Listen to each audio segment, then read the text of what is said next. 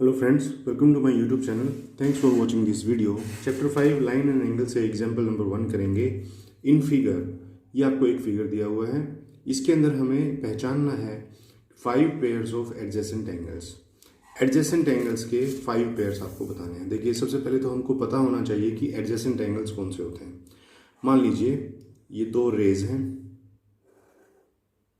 इस तरह से दो रेज के बीच में ही एक एंगल बनता है, और एक ये जो पॉइंट होता है जहाँ से ये रेज निकलती हैं, इसको हम लोग क्या बोलते हैं, वर्टेक्स. तो एक एंगल तो हमारा हो गया है ये. अगर एक और एंगल इसके बीच में कोई बन रहा हो तो ये वाला जो एंगल है और ये वाला जो एंगल है, ये दोनों एडजेसेंट एंगल कहलाएंगे. क्यों? उसके दो कारण हैं. एक तो ये दोनों ही एंगल एक ही वर्टेक्स से निकल रहे हैं, एक तो कारण है ये. दूसरा कारण है ये कि ये दोनों ही एंगल एक कॉमन आर्म को शेयर कर रहे हैं. आर्म कौन सी होती हैं? ये लाइंस. कॉमन आर्म इसमें कौन सी है? ये वाली. ये वाली इस एंगल में भी है और ये वाली इस एंगल में भी है. मान लो इसका यहाँ वर्टेक्स का नाम है O, इस लाइन का नाम है A, इस लाइन का नाम है B और इस लाइन का नाम है C. तो ये जो एंगल बना इधर वाला, ये वाला, इसका नाम क्या होगा? Angle COA. और दूसरा क्या होगा? Angle COB. Angle COB.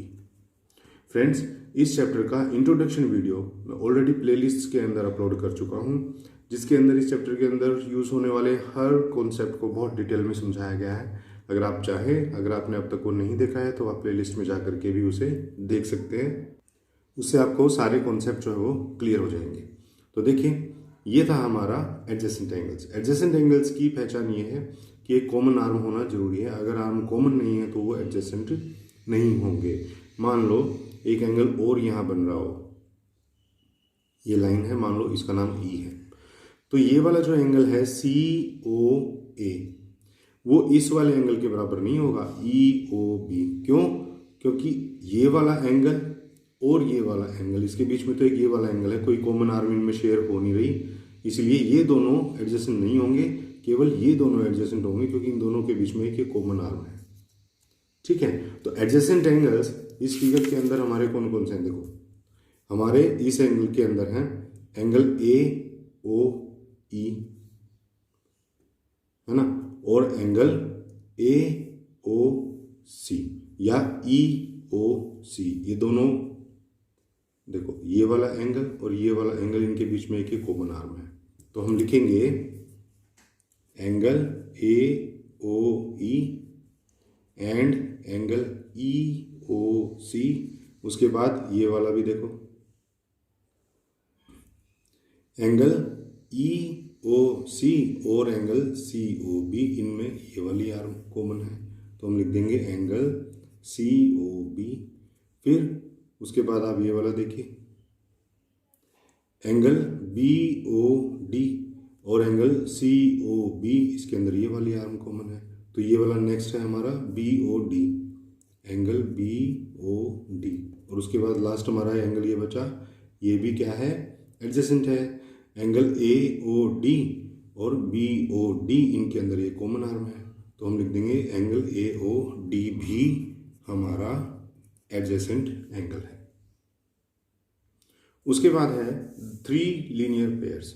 Linear pairs हमको एंगल बताने हैं. देखिए फ्रेंड, लीनियर पेयर वो एंगल्स होते हैं, जैसे मैंने इस बाकी फिगर को यहाँ ढक लिया है, ये एक स्ट्रेट लाइन है, इसके ऊपर ये एक वर्टेक्स पॉइंट है, और इस वर्टेक्स पॉइंट से एक एंगल ये जा रहा है और एक एंगल ये जा रहा है. तो ऐसे एंगल्स जो एक ही वर्टेक्स से निकल रहे हों और उन सब का सम 180 डिग्री अगर हो, तो वो सारे के सारे एंगल्स क्या हैं? लीनियर पेयर एंगल कहलाते हैं. अभी देखो, ये एक स्ट्रेट लाइन है. स्ट्रेट लाइन का ये जो एंगल होता है पूरा, इसको 180 डिग्री का बोला जाता है और इसका नाम क्या है? Straight angle. तो ये जो एंगल्स हैं ये हमारे लीनियर पेयर एंगल होते हैं. तो यहाँ पर हमको बताना है 3 लीनियर पेयर. 3 लीनियर पेयर कौन कौन से हैं? पेयर में होना चाहिए ना. देखो, एंगल AOE, देखो एंगल AOE और दूसरा एंगल EOB, ये पूरा 2 ही एंगल होते हैं लीनियर पेयर में, इसीलिए इसका नाम पेयर लिखा हुआ है.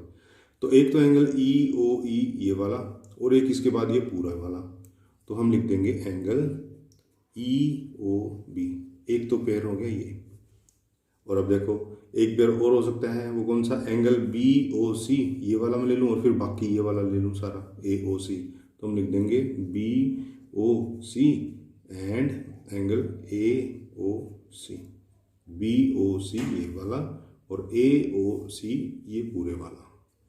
तीसरा एक और एंगल बन सकता है हमारा, वो कौन सा बन सकता है, एंगल सी ओ बी। देखो एंगल सी ओ बी ये वाला सी ओ बी और एंगल बी ओ डी ये वाला एंगल बन सकता है, क्योंकि ये भी तो एक स्ट्रेट लाइन है ना। इस स्ट्रेट लाइन के ऊपर ये दोनों एंगल्स जो है लीनियर पेयर हो सकते हैं। तो हमने लिखा एंगल बी ओ सी और angle B O D, C O B कह लो, सी ओ बी और B O D, angle B O D. जिस पॉइंट पे एंगल बना हुआ होता है ना फ्रेंड, उस पॉइंट का नाम बीच में लिखा जाता है। ये आपको अगर नहीं पता था तो मैं बता देता हूँ। अगर मान लीजिए ये एक एंगल है इस तरह से और ये पॉइंट आपका दे रखा है O, ये पॉइंट है A, ये पॉइंट है B, तो इस एंगल का नाम जब हम लिखेंगे ना तो ऐसे लिखेंगे एंगल A और ये वर्टेक्स है हमारा O, तो O को सेंटर में लिखा जाता है और B। अब आप यहाँ चाहो तो B लिख दो, यहाँ चाहो तो A लिख दो, उससे फर्क नहीं पड़ता, लेकिन सेंटर में हमेशा वर्टेक्स वाला पॉइंट होना चाहिए क्योंकि इसी पॉइंट के ऊपर ये एंगल बना हुआ है। तो इस तरह से हमारे ये 3 पेयर जो है वो लीनियर पेयर के हो गए। उसके बाद है 2 pairs of vertically opposite angles.